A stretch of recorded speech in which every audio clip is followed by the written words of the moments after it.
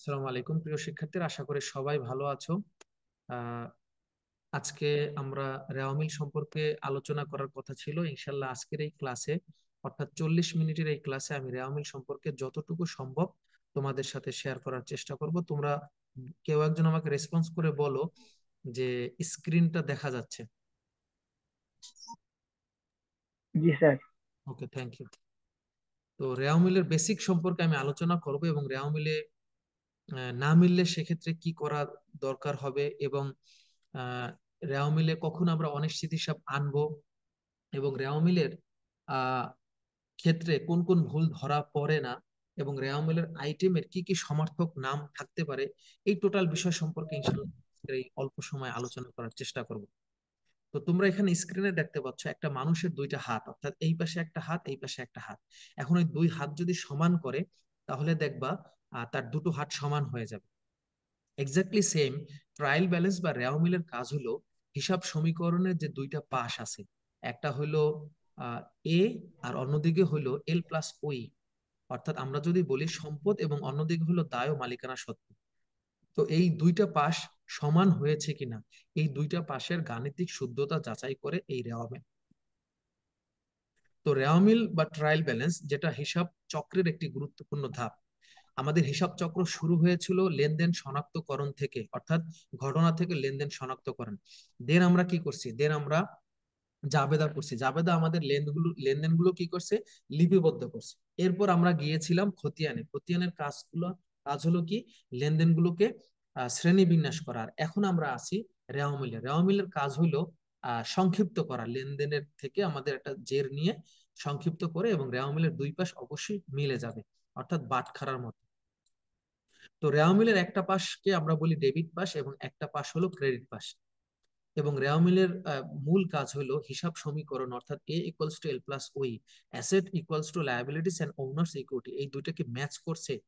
The both sides of accounting equation are match to each other, মানে দুইটা পাশ equal হয়েছে, এইটাই হলো রেওয়া মিলের কাজ। তো রেওয়া মিল আমরা যদি বলি যে খতিয়ানের পরে রেওয়া মিল তৈরি করা হয়, অর্থাৎ খতিয়ানের জের নিয়ে আমরা রেওয়া মিলটা সাধারণত তৈরি করে থাকি। রেওয়া মিলের ছকে কোনো কোনো বইতে দেখবা 5টা কলাম কাটে, আবার কোনো কোনো বইতে দেখবা 4টা কলাম কাটে। তো তোমরা এখন এখানে দেখতে পাচ্ছ যে একটি রেওয়া মিলের ছক দেওয়া আছে। আমি মানে কাউকে, কোনো একজনকে একটু বলবো, একটু বলো। জান্নাত, তুমি একটু ছকটা ছকে কি কি আছে? জি জি স্যার, আরেকবার একটু বলবেন। হ্যাঁ, কি আমি বলবো? হ্যাঁ, রেওয়া মিলের এখানে যে ছক আছে, তুমি ছকের ক্যাপশন গুলো একটু বলো। ক্রমিক নং, হিসাব সমীকরণ, সূত্র, ডেবিট, ক্রেডিট। আচ্ছা, এখানে ক্রমিক নং, পরেরটা হলো হিসাবের নাম বা সংশ্লিষ্ট হিসাব বা হিসাবের শিরোনাম। এখানে এই যে ঘরটা, অর্থাৎ এই সূত্রের যে ঘরটা, এটা কোনো কোনো বইতে দেয়, কোনো কোনো বইতে দেয় না, তবে তোমরা দেওয়ার চেষ্টা করবে, এটা রেফারেন্স থাকা এখানে জরুরি। তো এই হলো রেওয়া মিল। রেওয়া মিলের ক্রমিক নং এ এখানে তোমার ক্রমিক নম্বর দিতে হবে 1 2 3 4, এরকম হিসাবের নামগুলো সুন্দরভাবে দিতে হবে। সূত্র, অনেক সময় খতিয়ানের কোড দেওয়া থাকে, তো খতিয়ানের কোড দেওয়ার কারণে এই সূত্রের ঘরের খতিয়ান পৃষ্ঠা, একটা হলো ডেবিট পাস আর একটা হলো ক্রেডিট পাস। এখন আমি বলছি যে রেওয়া মিল হলো আহ দাঁড়িপাল্লার মতো, অর্থাৎ নিক্তির মতো। তোমরা মাইকটা মিউট করে রাখো, সবাই মাইকটা মিউট করে রাখবা। ধরো আমি যাকে বলবো সে মনে করো উত্তর দিবা, আর যদি কারো প্রশ্ন থাকে তখন হাত তুলবা। এখানে হাত তোলার অপশন আছে, বা মাইক আনমিউট করে বলবা স্যার আমার প্রশ্ন ছিল। ওকে, আমরা পড়ায় চলে আসি। রেওয়া মিলের দুটো পাশ, একটা হলো ডেবিট পাশ এবং একটা ক্রেডিট পাশ। আমি একটু আগে কথায় কথায় বলে ফেলেছি, এটা হলো দাঁড়িপাল্লার মতো, অর্থাৎ নিক্তির মতো। তুমি যখন বাজার থেকে আলু কেনো, বা বাজার থেকে তুমি গোশত কেনো, বা যে কোনো কিছু কেনো, তোমাকে ওজন করে এক পাশে পণ্য দেওয়া হয় আর এক পাশে বাটখারা দেওয়া হয়। এখন তুমি যদি 1 কেজির আপেল আপেল কেনো এবং ম্যানুয়াল দাঁড়িপাল্লায় কেনো, তাহলে অন্য পাশে 1 কেজির বাটখারার ওজন যতটুকু হবে, ঠিক ততটুকু পরিমাণ অন্য পাশে তোমার আপেলের ওজন হবে, অর্থাৎ দুইটা পাশ সমান হবে। রেওয়া মিলের কাজই হলো এই ডেবিট এবং ক্রেডিট দুইটা পাশকে কি করে মিলিয়ে ফেলে, যেটা আমি বলছি মানুষের দুই হাতের সমান। এখন আমার প্রশ্ন হলো, রেওয়া মিলের ডেবিট পাশে কি যাবে এবং ক্রেডিট পাশে কি যাবে? রেওয়া মিলের ডেবিট পাশে যে সকল আইটেম যায়, সেগুলোকে মনে রাখার একটা টেকনিক হলো উৎসব। আর রেওয়া মিলের ক্রেডিট পাশে যে সকল আইটেম যায় সেগুলোকে মনে রাখার একটা টেকনিক হলো আদম। এখন তোমাদের ভিতরে কে বলতে পারবা যে উৎসবে কি হয় আর আদমে কি হয়? স্যার আমি স্যার আমি বলি। বলতে পারবো। বলো। বলতে পারবো। দেখো, হ্যাঁ, আলহাজ বলো। হাত তুলেছিল, আলহাজ বলো। স্যার উৎসবে যাবে উত্তোলন, সম্পদ ব্যয়। ডেবিট। হ্যাঁ, আর আদমে? আদমে যাবে ক্রেডিট। স্যার আয়, দায় এবং মূলধন, ক্রেডিট। থ্যাংক ইউ তোমাকে আলহাজ। এখন মাইকটা তুমি মিউট করো। ওকে,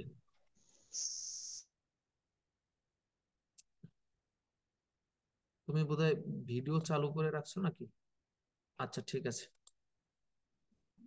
তাহলে আবারও বলতেছি যে উৎসবে আমাদের যাবে উত্তোলন, সম্পদ ব্যয়, আর আদমে যাবে আয়, দায়, মূলধন। উত্তোলন, সম্পদ ব্যয় ডেবিট পাশে যাবে এবং আয়, দায়, মূলধন যাবে আমাদের ক্রেডিট পাশে।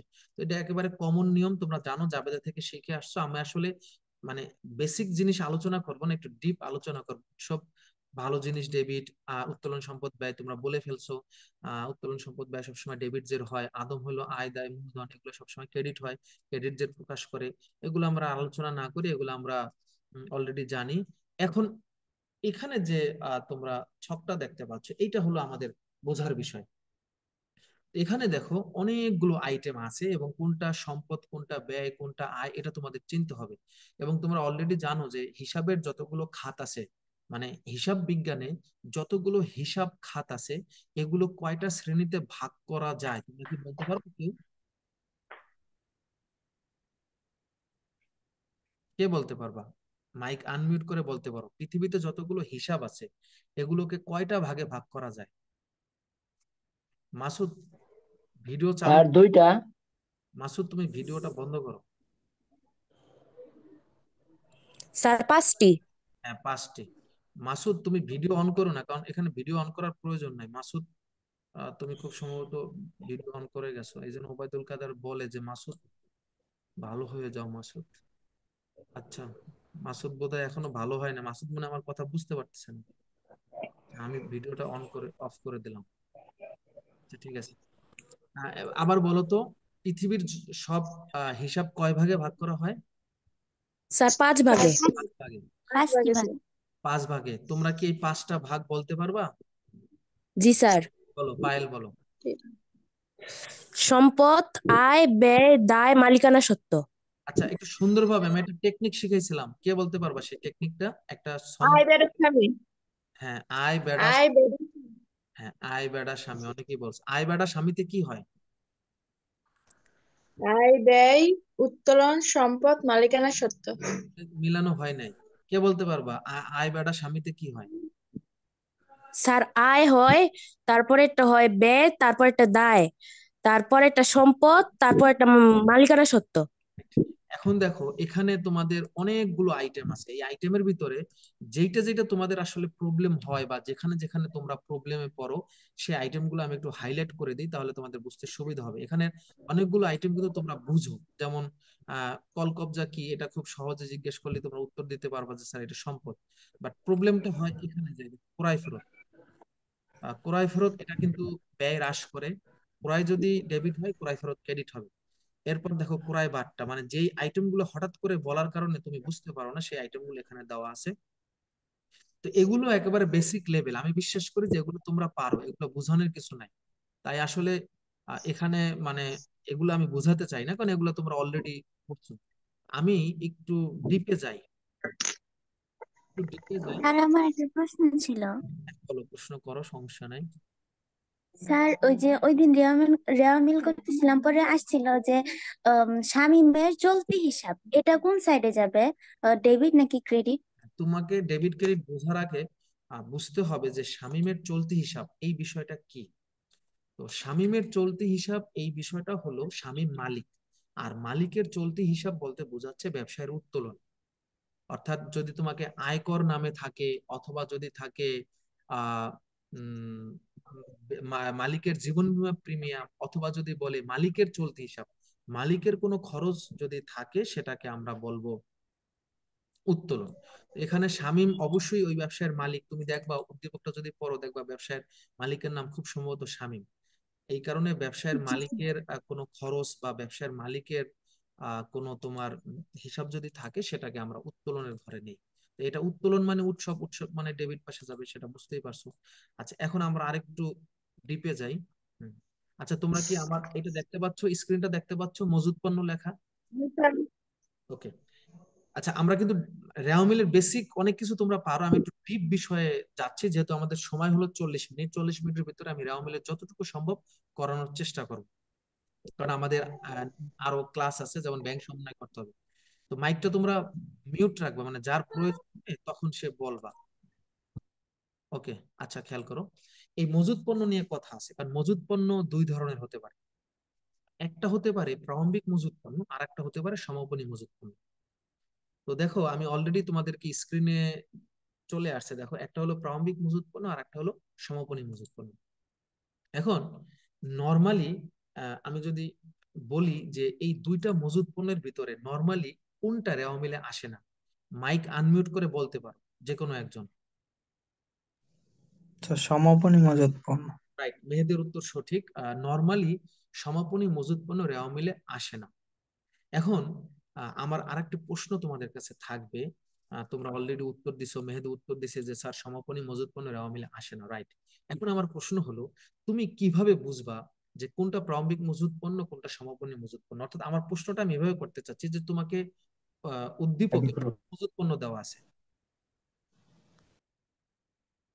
কে এক তারিখ বছরের প্রথম এক তারিখ থেকে হইলে এটা প্রারম্ভিক, আর শেষে হইলে সমাপনী মজুদ। তারিখটা কিরকম থাকবে কেউ বলতে পারবা?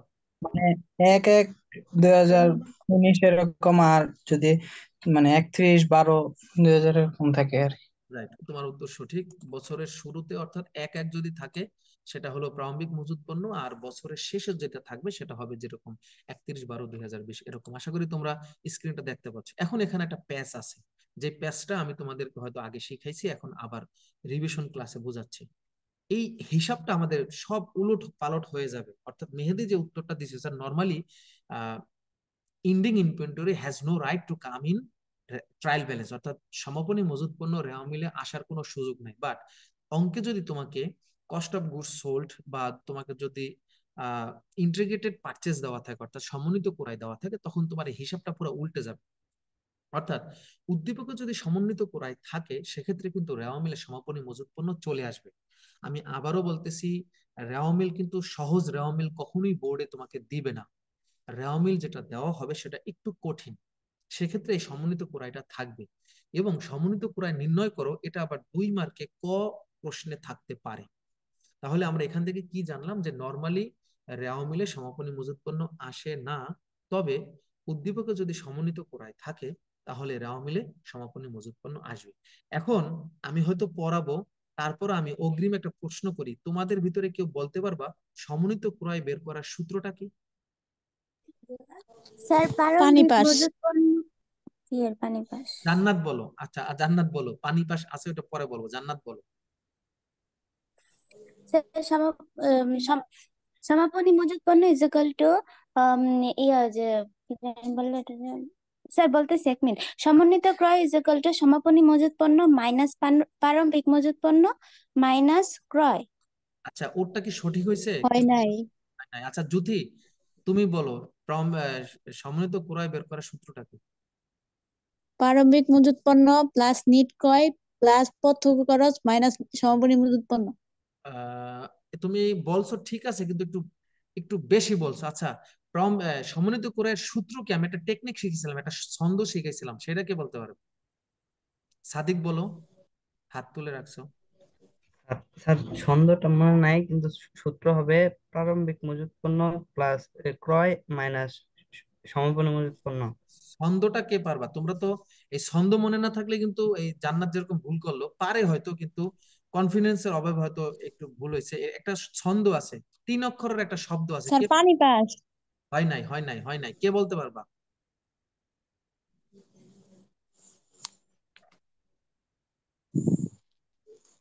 কে পারবা? কেউই পারবা না? সমন্বিত ক্রয়ের একটা ছন্দ আছে, কেউই পারবা না? কথা হয়। আচ্ছা ঠিক আছে, কেউই পারবা না। সমন্বিত ক্রয়ের 3টা ওয়ার্ড দিয়ে আমি একটা ছন্দ শিখাইছিলাম।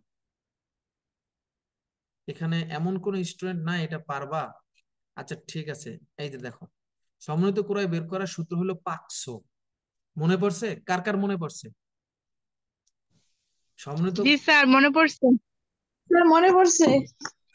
এই যে আমি বিভিন্ন টেকনিক শিখাই, আইবাডা, স্বামী, ঈদে আর শেখাই, এগুলো কিন্তু পরীক্ষার হলে লাগবে, তাহলে কিন্তু তোমার ভুল হবে না। সমন্বিত ক্রয়ের সূত্র হলো পাকসো। পাকসোতে কি হয়? প্রারম্ভিক মজুদ পণ্য যোগ ক্রয় মাইনাস সমাপনী। আবারও বলতেছি, মাসুদ আর ভালো হইল না, মাসুদ খালি আইসা ঝামেলা, মাসুদ গুলাই ঝামেলা। আচ্ছা দেখো, মাসুদ তোমার মাইক আনমিউট করো না, যখন দরকার হবে তখন মানে করবা। তাহলে সমন্বিত করার সূত্রটা হলো কি? পাকসো, অর্থাৎ প্রারম্ভিক মজুদ পণ্য যোগ ক্রয় মাইনাস সমাপনী মজুদ পণ্য। আর জীবনে বলবা না। আর জুথি যেটা বলছে সে একটু বাড়াইয়ে বলছে। জুথি যেটা বলছে পানি পাস, এইটা কিসের সূত্র? কে বলতে পারবা? স্যার বিক্রিত স্যার পণ্য বিক্রিত পণ্যের ব্যয়। বিক্রিত পণ্যের ব্যয়। তবে বিক্রিত পণ্যের ব্যয়ের আমি পানি পাস ছাড়াও আর একটা ছন্দ শিখেছিলাম, সেইটা কি? স্যার পাপ করছো। পাপ করছো, রাইট। আসলে আলহাজ পাপ করে না, সে চালাইয়া জান্নাতে যাবে, তার উত্তর সঠিক। সমন্বিত ক্রয়ের সূত্র হইল পাকসো, আর বিক্রিত পণ্যের ব্যয়ের সূত্র হইল পাপ করছো। আমি আবারও রিপিট করতেছি, এই বিষয়গুলো একটু মজার বিষয়, তাহলে আমাদের শুনতে একটু হাস্যকর হলেও পরীক্ষার সময় আমাদের মনে থাকে। সমন্বিত ক্রয় যদি বের করতে বলে সেটা সূত্র হলো পাকসো, আর বিক্রিত পণ্যের ব্যয় বের করতে বললে সেটা হলো পাপ করছো। এখন পাপ করছো এটার ব্যাখ্যা কি? কে দিতে পারবা?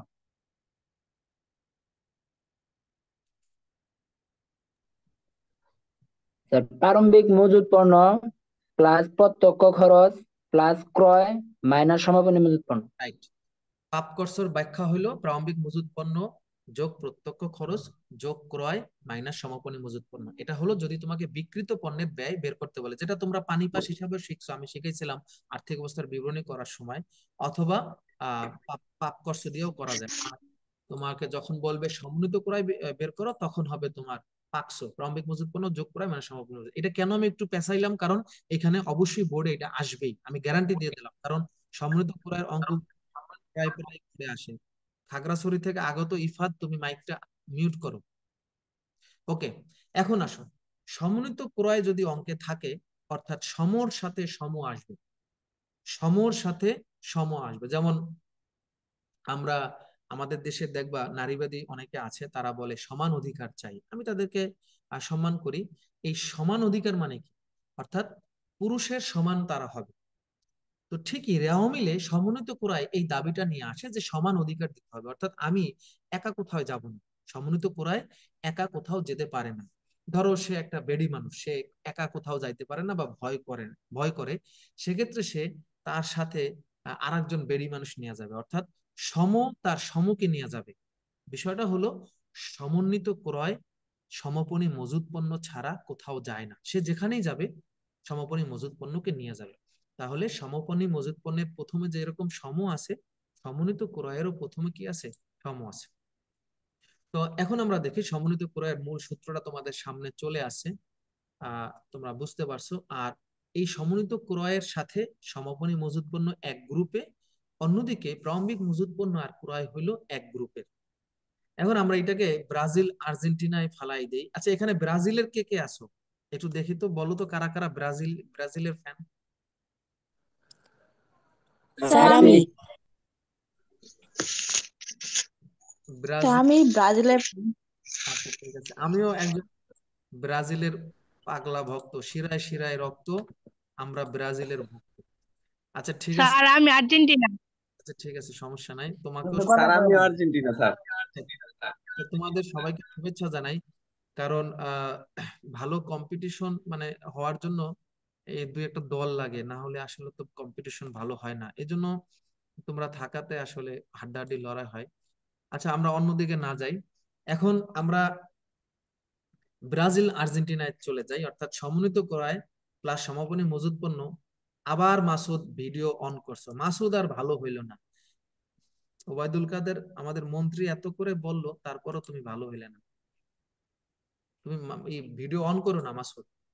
আচ্ছা, সমন্বিত করা এবং সমাপনী মজুদ পণ্য এরা হলো ব্রাজিলিয়ান, অর্থাৎ এরা ব্রাজিলের ভক্ত আমার মতো বা যারা ব্রাজিলের ছিল। আর প্রারম্ভিক মজুদ পণ্য এবং ক্রয় এরা হলো আর্জেন্টিনা। এখন তোমরা জানো কখনোই তেল এবং জল এক হয় না। তোমরা আজ পর্যন্ত হয়তো দেখবা পাকিস্তানি সাপোর্টার হয়তো তার চেঞ্জ করে সে ইন্ডিয়ান সাপোর্টার হয়ে গেছে, বা ইন্ডিয়ান কেউ পাকিস্তানি হয়ে গেছেন মানে সাপোর্টার হিসেবে, কিন্তু আজ পর্যন্ত আমি শুনি নাই ব্রাজিলের কোনো ডাইহার্টেড সাপোর্টার সে আর্জেন্টিনার কে সাপোর্ট করা শুরু করছে, বা আর্জেন্টিনার কোনো ডাইহার্টেড সাপোর্টার ব্রাজিলের সাপোর্ট করা শুরু করছে। ব্রাজিলের যারা, তারা এই কথা বলে যে আর্জেন্টিনার সাথে যদি একটা কলা গাছেরও খেলা হয় তাহলে আমরা কলা গাছের সাপোর্ট করবো, যাক আমরা ওদিকে না যাই। তার মানে এই দুইজনের সম্পর্ক খুব খারাপ, তিক্ত সম্পর্ক বা সাপে নেউলে। তার মানে রেওয়া মিলে যদি সমন্বিত ক্রয় থাকে, সে সমাপনী মজুদ পণ্যকে নিয়ে রেওয়া মিলে ঢুকবে, সেক্ষেত্রে প্রারম্ভিক মজুদ পণ্য এবং ক্রয় রেওয়া মিলে আসার কোনো সুযোগ নাই। অন্যদিকে উদ্দীপকে যদি সমন্বিত ক্রয় না থাকে বা তোমাকে যদি সমন্বিত ক্রয় বের করতে না বলে, তখন সমাপনী মজুদ পণ্য কিন্তু একা হয়ে যাবে, সেক্ষেত্রে সে আর রেওয়া মিলে আসতে পারবে না। অন্যদিকে প্রারম্ভিক মজুদ পণ্য এবং ক্রয় চালাইয়া রেওয়া মিলে চলে আসবে। আশা করি বিষয়টা তোমরা বুঝতে পারছো। আমরা একটু সামনে যাই। সম্পদ এবং দায়ের ক্ষেত্রে একটা প্রবলেম তোমরা প্রায় পড়ো, যেমন সম্পদের প্রারম্ভিক উদ্ধৃত দেওয়া আছে এবং সম্পদের সমাপনী উদ্ধৃত দেওয়া আছে, সেক্ষেত্রে কোনটা রেওয়া মিলে আনবে এবং কোনটা রেওয়া মিলে আনবে না। তো আমি একটু বলি তোমাদের এখানে কেউ কি বলতে পারবা যে ধরো তোমার উদ্দীপক এরকম দেওয়া আছে যে নগদ তহবিল 1/1/2021 আর নগদ তহবিল 31/12/2021, কোনটা রেওয়া মিলে আনবা আর কোনটা রেওয়া মিলে আনবা না, কে পারবা বলো তো? স্যার এটা সমাপনী টানবো স্যার। সমাপনীটা আসবে আর প্রারম্ভিকটা আসবে না, মানে 1 তারিখেরটা আসবে না। রাইট। সম্পদ এবং দায়ের ক্ষেত্রে প্রারম্ভিকটা রেওয়া মিলে আসবে না, অন্যদিকে সম্পদ এবং দায়ের ক্ষেত্রে সমাপনী যে রেওয়া মিলে আসবে। আশা করি সারা জীবন আহ, এটা মনে রাখবা যে সমাপনী মজুদ পণ্যের সাথে কিন্তু এইখানের সমাপনীর কোনো সম্পর্ক নাই, কারণ সমাপনী মজুদ পণ্য ওইটা আলাদা ক্যাটাগরি। ঠিক আছে, তাহলে আমরা কি জানলাম যে সম্পদ এবং দায়ের ক্ষেত্রে হতে পারে পাওনাদার, হতে পারে আসবাবপত্র, হতে পারে জমি, নগদ তহবিল, প্রদেয় বিল, ব্যাংক জমাতিরিক্ত, যেটাই থাকুক সম্পদ এবং দায়ের ক্ষেত্রে প্রারম্ভিকটা রেওয়া মিলে আসবে না। অন্যদিকে সম্পদ এবং দায়ের ক্ষেত্রে সমাপনী যে রেওয়া মিলে আসবে। আচ্ছা, এখন তোমরা বলো তো এখানে কোনটা আসবে রেওয়া মিলে এবং কোনটা রেওয়া মিলে আসবে না। নগদ তহবিলের ক্ষেত্রে বলো আগে। স্যার 31 তারিখেরটা আসবে আর 1 তারিখেরটা আসবে না। ব্যাংক জমা, বাকিরা বলো, বাকিরাও পার্টিসিপেট করো। স্যার ব্যাংক জমা 31 তারিখেরটা আসবে। স্যার 1 তারিখেরটা আসবে না। ঋণ আচ্ছা, অন্যরা সবাই। স্যার ঋণ স্যার 1 31 তারিখেরটা আসবে, 1 তারিখেরটা আসবে না। বিনিয়োগ। বিনিয়োগ স্যার স্যার 31 তারিখেরটা আসবে না। রাইট। প্রদেয় হিসাব। স্যার এটাও 1 31 তারিখেরটা আসবে না। আচ্ছা, তারিখেরটা আসবে। প্রদেয় হিসাবেরটা পায়েল বলো তো, আবার তোমার কথাটা আমি শুনি নাই, তুমি বোধহয় ভুল করছো কিনা, পায়েল বলো। স্যার বললাম 31 তারিখেরটা আসবে, 1 তারিখেরটা আসবে না। তোমার উত্তর সঠিক। আচ্ছা, আমাদের আরেকজন পায়েল আছে, সে খুব অসুস্থ, ফেসবুকে পোস্টও দিছে, আমরা সবাই তার জন্য দোয়া করি এবং আহ, কোন পায়েল স্যার? আমাদের ক্লাসেরটা? না না না, তোমাদের ক্লাসের পায়েল তো খুব সহজে অসুস্থ হওয়ার লোক না, সে সুখী মানুষ। স্টুডেন্ট আছে। আর আমাদের পায়েলের বিয়ে। আচ্ছা, না, ওই পায়েল খুব অসুস্থ, ও আমাদের সবার কাছে সে দোয়া চাইছে, আমরা দোয়া করি ও যাতে খুব দ্রুত সুস্থ হয়। আচ্ছা, এখন আসো মণিহারি দেখি। এই মণিহারি নিয়ে কিন্তু অনেক জটিলতা আছে, মণিহারি বিষয়টা নিয়ে কিন্তু অনেকই প্রবলেম। স্যার মনিহারি নিয়ে অনেক প্রবলেম আছে। একটু খেয়াল করো, মাইকটা একটু মিউট করো তৃষা, না হলে বুঝতে পারবো না। আচ্ছা দেখো, আহ আচ্ছা মণিহারির বিষয়টা, আচ্ছা স্বপ্ন মাত্র মেসেজ দিছে কি স্যার আমি আপনার কথা শুনতে পাই না স্যার, তাহলে তো আমার গানের সুরে বলতে হবে, শুনতে কি পাও কি লিখছে লিভ নিয়ে আবার কি আমি বুঝি নাই, তুমি কি বাংলা ইংরেজি চাইনিজ কি ভাষায় লিখছো? সবাই শুনতে পায়, তুমি পাও না। আসলে তোমার কান পরিষ্কার করতে হবে। যাই হোক, মনিহারিতে মাইক স্যার মাইক অন করে নাই। আচ্ছা, মনিহারির সাথে আরো দুইটা আইটেম আছে সেম সেম। একটা হলো ডাক টিকিট আর একটা হলো সাপ্লাইজ। তোমরা স্ক্রিনে দেখতে পাচ্ছ কিনা দেখো তো, আমার দেখতে পাচ্ছ কিনা দেখো তো। মনিহারির সাথে আরো দুইটা আইটেম স্যার আছে, দেখা যাচ্ছে। ডাক টিকিট সাপ্লাই, সেম এই স্যার সেম। সবসময় মনে রাখবা, শুধু প্রারম্ভিক মনিহারি যদি থাকে সেটা রাওয়া মিলে আসবে। প্রারম্ভিক মনিহারি রাওয়া মিলে আসবে। এখন এটা মনে কিভাবে রাখবা দেখো, প্রারম্ভিকের প্রথম অক্ষর কি? কেউ বলো, প্রারম্ভিকের একেবারে প্রথম অক্ষরটা কি? স্যার ব ক ও। আর মনিহারির প্রথম অক্ষর কি? ম স্যার ম স্যার। এখন হুমায়ুন আহমেদ একটা ডায়লগ দিছিল, প্রখ্যাত সাহিত্যিক, যে পুরুষ মানুষ বা লেডি মানুষ বা মহিলা মানুষ, মানুষ মাত্রই তার জীবনে প্রেম একবার আসবেই। তার মানে প্রো এবং ম অর্থাৎ প্রারম্ভিক মনিহারি রেওয়া মিলে থাকলে, একা যদি থাকে আর সে অবশ্যই রেওয়া মিলে আসবে। কিন্তু প্যাচটা লাগাবে যদি অব্যবহৃত মনিহারি থাকে। যেমন একটা মেয়ে, সে মনে করো তার বাবা তার জন্য অনেক ভালো পাত্র খুঁজতেছে, খুঁজতে খুঁজতে খুঁজতে খুঁজতে খুঁজতে খুঁজতে খুঁজতে তার বয়স 40 হয়ে গেছে। তো দেখা যায় এখানে আমাদের বাংলাদেশের এটা বলে আইবুড়ি হয়ে গেছে। আহ, এখানে দেখবা সেক্ষেত্রে শেষে গিয়ে দেখা যায় ওই মেয়ের আর ভালো পাত্র পাচ্ছে না। একটা সময় দেখা যায় সে আর পাত্রই পাচ্ছে না। তার মানে অব্যবহৃত মনিহারে যদি থাকে সে রাও মিলে আসবে না। শুধু প্রারম্ভিক মনিহারি যদি থাকে সে রাও মিলে আসবে। আর প্রারম্ভিক মনিহারির সাথে যদি অব্যবহৃত মনিহারি থাকে, সেক্ষেত্রে অব্যবহৃত মনিহারি রাও মিলে আসবে না, প্রারম্ভিক মনিহারি আসবে। তাহলে আমরা একটা বিষয় জানি। স্যার স্যার অব্যবহৃত মনিহারি কি? অব্যবহৃত মনিহারি মানে, ধরো তুমি তোমার দোকানের জন্য কিছু কাগজ কিনে রাখছো, তুমি তোমার দোকানের জন্য কিছু কলম কিনে রাখছো, পেন্সিল কিনে রাখছো, অর্থাৎ কাগজ কলম পেন্সিল, এগুলোকে বলা হয় মনিহারি, যেটাকে আমরা বলতে পারি স্টেশনারি আইটেম। যেমন অনেক দোকানের নামে লেখা আছে মনিহারি বা স্টেশনারি দোকান। তো এই কাগজ কলম পেন্সিল এগুলো তুমি আনইউজড অবস্থায় রাখছো, অর্থাৎ এগুলো তুমি ব্যবহার করো না। তো এটাকে বলা হয় অব্যবহৃত মনিহারি। এখন প্রারম্ভিক ও ও স্যার আচ্ছা, থ্যাংক ইউ তোমাকে পায়েল। আচ্ছা, আমি কথার ভিতরে কিন্তু অনেক কথা বলি, এটা জাস্ট ফান হিসাবে বা ক্লাসে মনে রাখার জন্য। তোমরা এটা আবার আহ নিজেদের ব্যক্তি জীবনে রিলেট করো না, তাহলে কিন্তু অপমানিত বোধ করবে, এবং এটার জন্য আমি কিন্তু আগেই দুঃখ প্রকাশ করে রাখলাম। আচ্ছা, প্রারম্ভিক মনিহারি ও সমাপনী মনিহারি যদি থাকে তাহলে বিষয়টা মানে কি হবে? কোন কোন উদ্দীপকে আছে প্রারম্ভিক মনিহারি, মনিহারি ক্রয়, সমাপনী মনিহারি, তিনটা যদি থাকে সেক্ষেত্রে কি হবে? আরেকটা হলো প্রারম্ভিক মনিহারি, মনিহারি খরচ ও সমাপনী মনিহারি থাকলে কি হবে? এখন কিন্তু বিষয়টা সবার মাথার উপর দিয়ে যাইতেছে আমি জানি, এবং এই বিষয়টা কিন্তু অনেক সময় অনেক টিচার পেঁচিয়ে প্রশ্ন করতে পারে, তবে ভয়ের কারণ নাই। বিগত 5 বছরে এরকম পেঁচানো কোশ্চেন আসে নাই, তবে আমার মনে হইলো যে ডিপ লেভেলের কিছু জিনিস শিখাই যায় যাতে সারা জীবন লাগে। এটা যদি কারো কাছে প্রবলেম হয়, মাথার উপর দিয়ে যায়, প্যারা লাগে, তুমি জাস্ট স্কিপ করে যাও, এটা নিয়ে এত প্যাসের কিছু নাই। তুমি জাস্ট একটা বিষয় মনে রাখবা যে প্রারম্ভিক মনিহারি রেওয়া মিলে আসে, অব্যবহৃত মনিহারি বা সমাপনী মনিহারি রেওয়া মিলে আসে।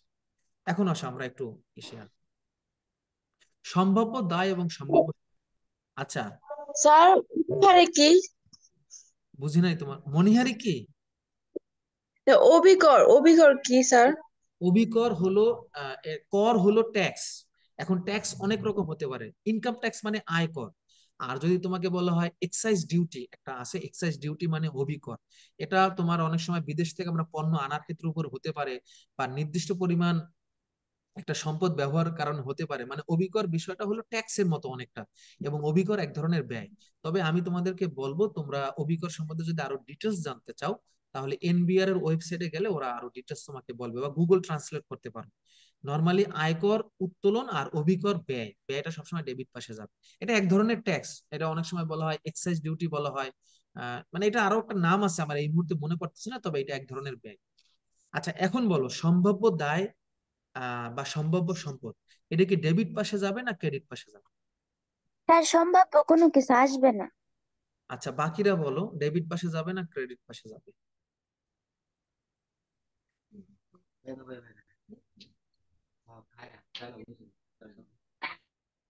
আচ্ছা, বাকিরা কেউ পারতেছো না?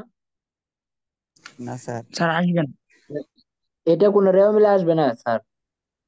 আচ্ছা ঠিক আছে, আমি মনে করছিলাম যে ডেবিট ক্রেডিটে কেউ বলবা, আসলে তোমাদের উত্তর সঠিক। সম্ভাব্য কোনো জিনিসের হিসাব এখানে আসবে না।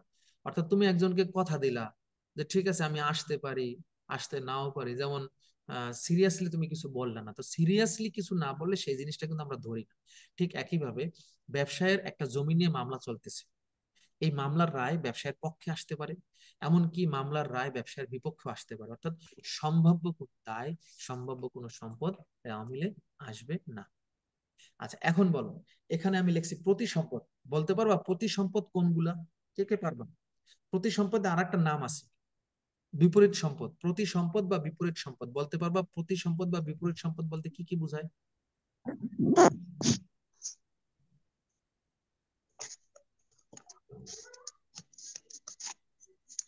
যে পারবা শুধু সে মাইক আনমিউট করে বলবা, শুধু শুধু মাইক আনমিউট করো না কেউ। আচ্ছা আবারও বলতেছি, এটা কিন্তু ক নাম্বারে অনেক স্যার সময়। বলো। স্যার কন্ট্রা মানে তো দুই পাশেই যাবে না, তাহলে কি মানে এটা তুমি যেটা দুই ভাবছো, পাশের সম্পদ এমন কি? তুমি যেটা ভাবছো সেটা হলো নগদান বইয়ের 2 ঘোড়া 3 ঘোড়া নগদান বইয়ের বিপরীত দাখিলের কথা বলতেছো, ওইটার সাথে এটার কোনো সম্পর্ক নাই। এটা বিপরীত সম্পদ। এটা কি, এই কনসেপ্ট থেকে কন্ট্রা কিন্তু অনেক সময় এমসিকিউ আসতে পারে, এবং অনেক সময় তোমার ক নাম্বারে আসতে পারে যে কোনগুলো বিপরীত সম্পদ। কোন সম্পদকে হ্রাস করার জন্য হ্যাঁ কন্টিনিউ করো, রুশাদ ঠিক ছিল, কন্টিনিউ করো। কোন সম্পদকে হ্রাস করার জন্য ওই ওই সম্পদ বিপরীত বিপরীত হিসাবে লেখা হয়, এমন কিছু একটা। হ্যাঁ ঠিক আছে, তুমি তো থিওরিগত ভাবে বললা, তোমার কথা সত্য। বিপরীত সম্পদ বা প্রতি সম্পদ হলো যেই আইটেমটা সরাসরি দায় না, হয়তো রেওয়া মিলের ক্রেডিট পাশে বসতে পারে কিন্তু এটা কিন্তু দায় না। এটা রেওয়া মিলের ক্রেডিট পাশে বসলেও সেটা দায় না, এটা সম্পদকে কমিয়ে দেয়। যেমন আমি একটা আইটেমের কথা বলি, পুঞ্জীবিত অবচয়। আমরা সারা জীবন পুঞ্জীবিত অবচয় কোথায় নিছি? যারা কার্যপত্র করছো, আজকে সকালেও কার্যপত্র করাইছি, বলো তো পুঞ্জীবিত অবচয় আমরা সবসময় কোন পাশে লিখছি? আর্থিক অবস্থার সরি কার্যপত্রের কোন পাশে লিখছি? আর্থিক বিবরণীর কার্যপত্রে ক্রেডিট পাশে লিখছি না? বা জাবেদায় কোন পাশে লিখছি পুঞ্জীবিত অবচয়?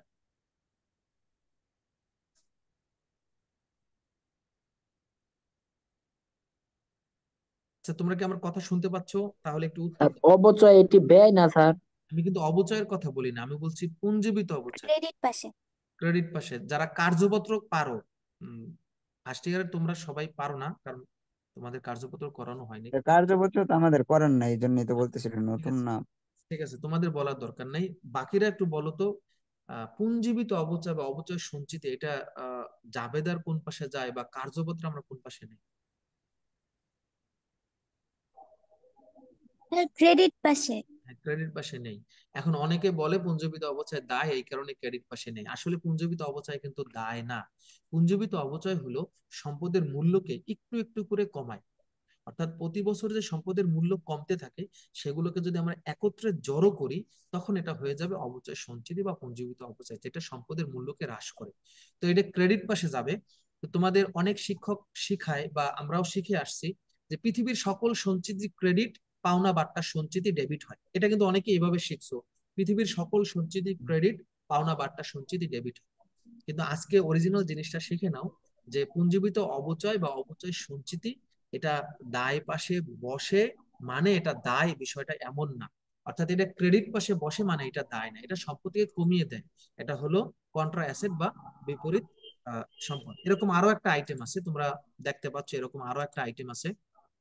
সেই আইটেমটার নাম হলো অনাদায়ী দেনা সঞ্চিতি। অনাদায়ী দেনা মানে হলো দেনাদারের কাছ থেকে তুমি যে টাকা কখনোই আদায় করতে পারবে না, অর্থাৎ দেনাদার কখনোই তোমাকে যে টাকা দিবে না সেটাকে বলা হয় অনাদায়ী দেনা। এখন অনাদায়ী দেনা আর একটা সুন্দর নাম আছে যেটাকে বলা হয় কুঋণ। অনাদায়ী দেনার আর একটা নাম হলো কুঋণ বা সন্দেহজনক পাওনা বা অনাদায়ী পাওনা যেটাই বলা হয়। তো এই অনাদায়ী দেনা ব্যয় আর অনাদায়ী দেনা সঞ্চিতি আমরা ক্রেডিট পাশে বসাই, এটা কার্যপত্রে দেখবা ক্রেডিট পাশে বসাই। তো আসলে এটা জাবেদার ক্ষেত্রে অনেক সময় ক্রেডিট পাশ করি, কিন্তু আসলে এটা কিন্তু দায় না, এটা হলো বিপরীত সম্পদ। অনাদায়ী দেনা সঞ্চিতি দেনাদারকে কমিয়ে দেয় বা সম্পদকে কমিয়ে দেয়, তাই এটা ক্রেডিট পাশে বসে। আচ্ছা এখানে দেখো তোমরা 3টে আইটেম দেখতে পাচ্ছ, বলো তো 3টে আইটেম কি কি আছে? মাসুদ, ভাড়া, কমিশন, সুদ। মাসুদ তুমি মাইকটা একটু মিউট করো, তোমার এখান থেকে নয়েজ আসতেছে। হ্যাঁ মাসুদ, তোমাকে বলতেছি মাইকটা মিউট করো, অনুরোধ রইল। আচ্ছা, আমি ওকে রিমুভ করে দিই, খুব নয়েজ করতেছি। আচ্ছা, ও হ্যাঁ, ঠিক আছে। আচ্ছা দেখো, তিনটা আইটেম লিখছি, বলো কি কি আছে। ভাড়া, কমিশন, সুদ। আচ্ছা, ভাড়া, কমিশন, সুদ। ভাড়া, কমিশন, সুদ। এখন এই তিনটা আইটেমের আগে সাফিক্স থাকতে পারে, প্রিফিক্স থাকতে পারে, এবং পরে সাফিক্স থাকতে পারে। তোমার তো প্রিফিক্স সাফিক্স বোঝো বোঝো না? এই যে ইংরেজিতে পড়ছো না, যে কোনো শব্দের আগে আহ তোমার সাফিক্স প্রিফিক্স হয়, তোমরা এটা জানো তো, কনসেপ্টটা জানো তো? জি স্যার। ঠিক জি আছে, স্যার। রাইট। তো এইটার আগে সাফিক্স প্রিফিক্স থাকতে পারে, যেমন প্রাপ্ত ভাড়া হতে পারে প্রদত্ত ভাড়া। এখন ভাড়া শুধু যদি থাকে সেটা আলাদা হিসাব, পরে বোঝাচ্ছি। ভাড়ার আগে যদি প্রাপ্ত থাকে, প্রাপ্ত ভাড়া যদি প্রাপ্ত হয়, প্রাপ্ত ভাড়া যদি থাকে সেটা হবে আয়, সেটা যাবে ক্রেডিট পাশে। আর যদি ভাড়ার আগে প্রদত্ত থাকে, অর্থাৎ প্রদত্ত ভাড়া, সেটা হলো ব্যয়, সেটা যাবে ডেবিট পাশে। ঠিক একইভাবে সুদের ক্ষেত্রেও সেম, পাওয়া গেলে অর্থাৎ প্রাপ্ত সুদ আয় ক্রেডিট, আর প্রদত্ত সুদ ব্যয় ডেবিট। অন্যদিকে প্রাপ্ত কমিশনের ক্ষেত্রে আয় ক্রেডিট অর্থাৎ, আর প্রদত্ত কমিশন ডেবিট। কিন্তু যদি এগুলো যদি কিছু না বলে শুধু যদি থাকে ভাড়া, কমিশন, সুদ, তাহলে রেওয়া মিলের কোন পাশে যাবে? ডেবিট পাশে। ডেবিট পাশে। কিছু যদি বলা না থাকে, শুধু ভাড়া, শুধু সুদ, শুধু কমিশন, এটা রেওয়া মিলে ডেবিট পাশে যাবে। ওকে, এখন আসো, এটা বললাম তোমাদের বুঝাইছি, আশা করি বুঝতে পারছো। আচ্ছা, এখন দেখো এখানে একটা ছক আছে, এই ছকটা খুবই গুরুত্বপূর্ণ। আমি ভিডিওটা অফ করি। এই ছকটা খুবই গুরুত্বপূর্ণ। দেখো, ক্রয় ডেবিট, কিন্তু ক্রয়ের সাথে একটা শব্দ থাকলে সেটা ক্রেডিট পাশে হয়ে গেছে, ক্রয় ফেরত ক্রেডিট। বিক্রয় ক্রেডিট, কিন্তু বিক্রয়ের সাথে একটা শব্দ থাকার কারণে উল্টা পাশে হয়ে গেছে। মূলধন ক্রেডিট, কিন্তু মূলধনের সাথে একটা শব্দ থাকার কারণে মূলধন উল্টা পাশে হয়ে গেছে। উত্তোলন ডেবিট, কিন্তু উত্তোলনের সাথে সুদ থাকার কারণে উল্টা পাশে ক্রেডিট পাশে হয়ে গেছে। অর্থাৎ এই পাশের যে শব্দগুলো আছে সেটার সাথে আরেকটি প্রিফিক্স বা সাফিক্স যোগ হওয়ার কারণে দেখো এটা অন্য হয়ে গেছে। অর্থাৎ তুমি যদি বলো দেনাদার, সেটা ডেবিট, কিন্তু যদি বলো দেনা বাট্টা সঞ্চিত, সেটা ক্রেডিট হয়েছে। তুমি যদি বলো ঋণ, সেটা ক্রেডিট, কিন্তু যদি ঋণের সুদ বলো সেটা ডেবিট। এইখান থেকে কিন্তু রেওয়া মিলে মানে বেশ কিছু টপিক আসে, এবং এটা বোঝার বিষয় আছে। আশা করি তোমরা এটা বুঝতে পারছো শিক্ষার্থীরা। তো আজকের ক্লাসটা আমি এখানেই শেষ করব, যেহেতু আমাদের সময়ও প্রায় শেষের দিকে। এখন তোমরা তোমাদের অনুভূতি ব্যক্ত করো, ক্লাসটা তোমাদের কেমন লাগছে? স্যার ক্লাস ভালো লাগছে অনেক অনেক কিছু বুঝছি। আচ্ছা, এখন রেওয়া মিলের আর একটা পার্ট আছে, সেটা হলো ভুল সংশোধনী, সেটা আমি আরেকদিন ক্লাসে নেব। তার আগে ব্যাংক সমন্বয়ের চ্যাপ্টারটা শেষ করব। আহ তো আমি তোমাদের সবাই, স্যার ওটা কাউন্টিং স্যার স্যার একটা কোশ্চেন ছিল। হ্যাঁ সময় খুব কম, 10 সেকেন্ড আছে, বলে ফেলো। পরীক্ষা নেবেন বলছিলেন যে এটা কি? হ্যাঁ, এখনই পরীক্ষা নেবো, এই ক্লাসের শেষেই তোমরা গ্রুপে লিংক পেয়ে যাবে। রেওয়া মিলের উপর এখনই পরীক্ষা শুরু হবে 1 মিনিটের ভিতরে। আচ্ছা, জি আর স্যার। কারো কোনো প্রশ্ন আছে, বলে ফেলো।